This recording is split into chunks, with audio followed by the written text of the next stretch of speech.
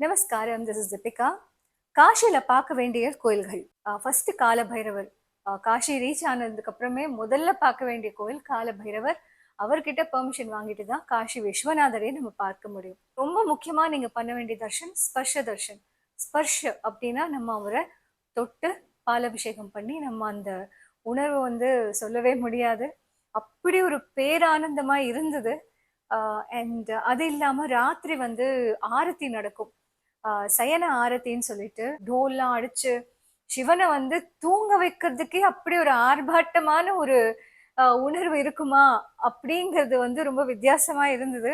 And சயன ஆர்த்தி நிச்சயமா miss பண்ணாதீங்க.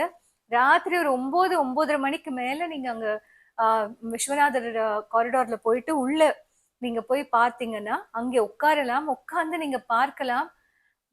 மெய் மறந்து போற ஒரு அரை மணி நேரம்னு சொல்லலாம். அவ்வளோ அழகான ஒரு ஆரத்தி பண்ணி தான் விஸ்வநாதரை டெய்லி தூங்க வைக்கிறாங்க. இந்த வருஷம் எனக்கு கிடைச்ச பெரிய பாக்கியம் நவதுர்கா யாத்திரை அண்ட் அஷ்டபைரவர் யாத்திரை. இது ரொம்ப கஷ்டப்பட்டு தான் போனோம், சிரமப்பட்டு போக வேண்டிய ஒரு யாத்திரை. And it is not that easy. நடக்கணும். காஷிக்கு போனா கார் அண்ட் ஆட்டோ அண்ட் ரிக்ஷான்னு நீங்க நம்பினீங்கன்னா ரொம்ப கஷ்டம். உங்களோட தர்ஷனம், கோயில் தர்ஷனம் எல்லாம் லிமிட்டடா ஆயிடும். ஈஸி இல்லை. நிச்சயமாக நீங்க வந்து நடக்க வேண்டியது இருக்கும் நிறைய. If you want to explore காஷியில பார்க்க வேண்டிய கோயில்கள்னா கால பைரவர், அஷ்ட பைரவர், காசி விஸ்வநாதர், காசி விசாலாட்சி, லால் மந்திர், துளசி காட். துளசி காட்ல அந்த 4 ஹனுமான் துளசிதாசரை வந்து 4 பக்கமும் உட்கார்ந்து ரக்ஷ பண்ண சுயம்பு மூர்த்தி ஹனுமார் கோயில்கள் இருக்கு.